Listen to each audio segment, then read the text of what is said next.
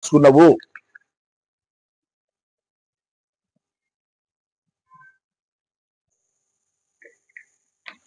ఒట్టిగానే ఎవరిని కూడా కితాబులు ఇచ్చి అభినందించేటువంటి పని ఎప్పుడు చేయరు. ఆయన చాలా నిష్కర్షగా ఉంటారు, చాలా నిర్మమాటంగా ఉంటారు. పార్టీ నిబద్ధత విషయంలో ఆయనకి ఎవరు చెప్పాల్సిన అవసరం లేదు అని అర్థం చేసుకుంటారు. ఈరోజు ఆయన మానసిక బాధకు, ఆయన పడుతున్నటువంటి మానసిక బాధకు తమరు కారణమై కూడా ఇంతమంది మౌనంగా ఉన్నాం. అది అర్థం చేసుకోండి. ఇప్పటికైనా ఎవరిని ఏం చేయలేరు. అంతిమంగా ప్రజల కోసమే పనిచేసేది ఉంటే ఆ దారిలో పోతా ఉంటే నిగ్గు తేలుతుంది. ఎప్పటికైనా, ఒకరోజు కాకపోయినా ఒక రోజుకైనా. కేసీఆర్ తెలంగాణకు ప్రతీక, తెలంగాణ అస్తిత్వానికి ప్రతీక. కేసీఆర్ అంటే తెలంగాణ, తెలంగాణ అంటే కేసీఆర్. ఆయనకు ఉండేటువంటి ఆ కిరీటం ఏదైతే ఉందో, కిరీటం అంటే నగలతో పొదిగిన కిరీటం కాదు. ప్రజల దృష్టిలో ఆయనకు ఉండేటువంటి తెలంగాణ అంశంలో ఆయన పట్ల ప్రజలకు ఉండేటువంటి ఆరాధన, ఆ గౌరవభావం ఏది ఉందో ఒక కిరీటం లాంటిది. మేమందరము దానికి వన్నె తెచ్చే పని చేస్తున్నాము. తమరు చేసిన పుణ్యాన ఇలా కేసీఆర్ గారు మానసిక క్షోభ అనుభవించాల్సినటువంటి ఒక దుస్థితి ఏర్పడ్డది. మీ మీద పడ్డ బురద, ఇక మీరు నిజం చేసిరా అబద్ధం చేసిరా, వాళ్ళు తప్పు కేసు పెట్టినా కొద్దిసేపు పక్కకు పెడతాను, ఆ మీమాంసలోకి నేను పోను. ఇప్పుడు అది కడుక్కునేటువంటి పని ఏదో చేసుకోమంటే చట్టబద్ధంగా మీ అందరు కూడా నేను బురద తీస్తేనే తప్ప నాకు శాంతి ఉండదు అన్నట్లు బయలుదేరితే ఇది రకమైన శాడిజమే అనిపిస్తుంది. మేము బాధపడ్డాం. జైలు పట్టుకపోయినా నిద్రపోలే నేను, అంత బాధపడ్డా. ఆడపిల్ల, అధినాయకుడి కూతురు, బిడ్డ లాంటిది. చాలా చాలా ఫీల్ అయినాం. ఇంట్లో నా వైఫ్ నిద్రపోకుండా ఎంతసేపు ఉంటారు, రాత్రంతా నిద్రపోలే.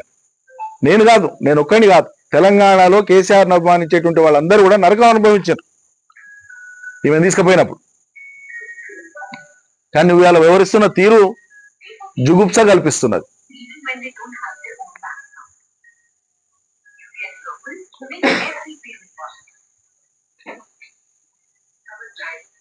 నిజంగా చిత్తశుద్ధి ఉంటే ఎవరైనా సరే తెలుసో తెలియకో తప్పులు జరుగుతాయి.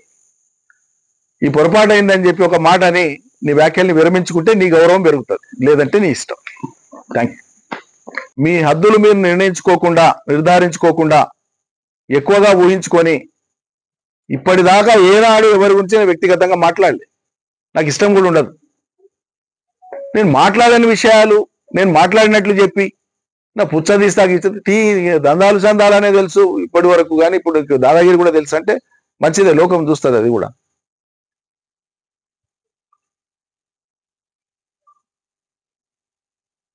మా ఊరికి వచ్చి మమ్మల్ని మా ప్రజల ముందు అవమానించేటువంటి రీతిలో తిట్టినప్పుడు నేను జవాబు చెప్పడం బాధ్యత కాబట్టి చెప్తున్నా. నేను అనాలని కూడా నాకు లేదు. నువ్వు చేసిన ఆరోపణలు ఎంత డొల్లతనంతో ఊడుకున్నాయో కనీసం నువ్వు ఆత్మవిమర్శ చేసుకో. నీకు పిల్లలు ఉన్నారు, సంసారం ఉంది, నువ్వు ఒక తల్లివి, ఒక చెల్లివి, ఒక బిడ్డవు. ఎదుటి వాళ్ళ మనసును కష్టపెట్టడం మంచిది కాదనేటువంటి సంగతి నువ్వు గుర్తెరిగి ప్రవర్తించు.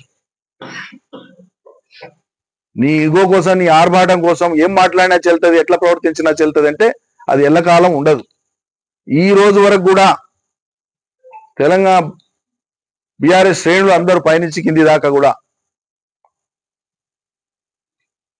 టైట్ లిపుడుగా ఉన్నారు, పెదవులు మూసుకొని ఉన్నారు, కేవలం కేసీఆర్ గారి కూతురు అనేటువంటి గౌరవభావంతో. ఆయనకి ఎక్కడ కూడా ఆయన మనసుకు కష్టం కలగొద్దు అనేటువంటిది మాతో పాటు అందరం. కానీ వాళ్ళ మమ్మల్ని అందరినీ కూడా నువ్వు వరుస పెట్టి టార్గెట్ చేసి జగదీష్ రెడ్డిని తిట్టొస్తావు, ప్రశాంత్ రెడ్డి తిడతావు, సబితా ఇంద్రారెడ్డి గారిని తిడతావు, నన్ను తిడతావు, ఇంకా రేపు ఇంకేమన్నా తిడతావు. హరీష్ సరే మరి నీకు హరీష్కు మీ కుటుంబంలో ఏం పంచాయతీ ఉందా? తెలంగాణ ప్రజల పంచాయతీ ఎట్లయితుందమ్మా? నాకు అర్థం కాదు. ఏమంటే మీరు కుటుంబంలో చూసుకోండి. మీ కుటుంబంలో ఏదైనా ఉందో లేదో నాకు తెలియదు. ఉంటే గింటే దాన్ని తెలంగాణ ప్రజల పంచాయతీగా ఎట్లా మీరు చిత్రీకరిస్తారు? నాకు అర్థం కాదు. దాన్ని తెచ్చి మొత్తం ప్రజలంతా దాని చుట్టే పోవాలనా? ఆమె ఇంకో మాట మాట్లాడింది, హరీష్ రావు గారు నన్ను కాపాడుతున్నాడట రేవంత్ రెడ్డి. ఇంతకంటే జోక్ ఏమైనా ఉంటుందా? ఈ 2 ఏళ్ల కాలంలో విధానపరమైనటువంటి అంశాల మీద రేవంత్ రెడ్డి గారి ప్రభుత్వం మీద, రేవంత్ రెడ్డి గారి మీద ఆయన ఉన్మాదపు భాష వాడిన ప్రతి సందర్భంలో కేసీఆర్ మీద మాట్లాడినప్పుడు ఫస్ట్ రియాక్ట్ అయింది నేనే. నేను కేసీఆర్ మనిషిని, తెలంగాణ మనిషిని, నేను ప్రజల మనిషిని, ప్రజల కోసమే పనిచేస్తా. హరీషు, కేటీఆర్ నాకు వయసులో చాలా చిన్నవాళ్ళు, అనుభవంలో కూడా చిన్నవాళ్ళు. పార్టీ స్ట్రక్చర్లో నేను ఎవరినైనా గౌరవిస్తా, పార్టీ హైరార్కీని బట్టి ఎవరినైనా గౌరవిస్తా. నువ్వు నా మీద ఏదో ముద్ర వేసి నా వ్యక్తిత్వం నీకు అట్లా కనిపిస్తుందా? నువ్వు మనుషుల్ని చుట్టూ నీ ఇంబడి తిప్పించుకొని జైలు కొట్టించుకున్నంత మాత్రాన మిగతా వాళ్ళు కూడా అట్లే ఉంటారు అనుకుంటున్నావా? నాకు ఆ సైకో ఫ్యాన్సీ లేదు, నాకు ఆ బలహీనతలు కూడా లేవు. ఎవరికో కాకాబట్టి ఏందో చేసుకోవాలనేటువంటి దుర్బలుణ్ణి నేను కాదు. 100% కేసీఆర్ మనిషినే, కేసీఆర్ మనిషిగానే ఉంటా. పార్టీ ఏం డిసైడ్ చేస్తే దానికోసం కట్టుబడి పనిచేస్తాం. ఎస్ ఈయన వర్కింగ్ ప్రెసిడెంట్, ఎస్ ఈయన మంత్రి, ఎస్ ఈయన మంత్రి, ఎస్ ఈయన కార్యకర్త, ఎస్ కేసీఆర్ ఏం చెప్తే అది. కేసీఆర్ చిత్తు అంటే చిత్తు, బొత్తు అంటే బొత్తు. అదొక విధానంగా పెట్టుకున్నాను. నేను చాలాసార్లు కూడా ప్రకటించిన ఈ విషయం బహిరంగంగా.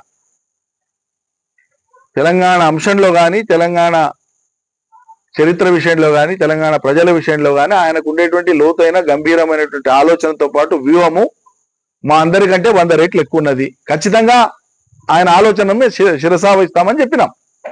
అది దాని ప్రాతిపదిక. మరి ఇటువంటి సందర్భంలో ఈ జిల్లాకు పర్యటనకు వచ్చినటువంటి కవిత గారు ప్రభుత్వాన్ని ఎత్తి చూపాల్సినటువంటి అంశాలు విస్మరించి ఏదో శుతిమెత్తగా ప్రభుత్వం దృష్టికి తెస్తున్నాం, విజ్ఞప్తి చేస్తున్నాం అనేది మాట్లాడి 2 ఏళ్లుగా కాంగ్రెస్ ప్రభుత్వాన్ని మేము నిలదీస్తా ఉంటే ఇదే రేవంత్ రెడ్డి గారు, కాంగ్రెస్ పార్టీ నాయకులు ఏకవచన సంబోధనతోన కేసీఆర్ గారిని ఇష్టారీతిగా దుర్భాషలాడుతూ ఉంటే, అనగూడని మాటలు అంటుంటే, మరి అటువంటి అంశాల మీద ఏనాడు కూడా నోరు మెదపన్నటువంటి కొంతమంది ఈరోజు నా మీద వచ్చి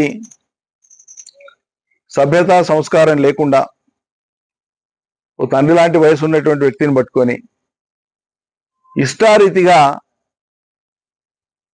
తనకు తానుగా మాట్లాడే.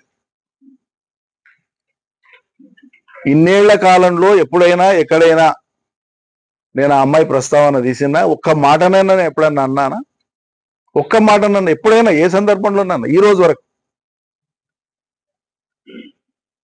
తనకు తానే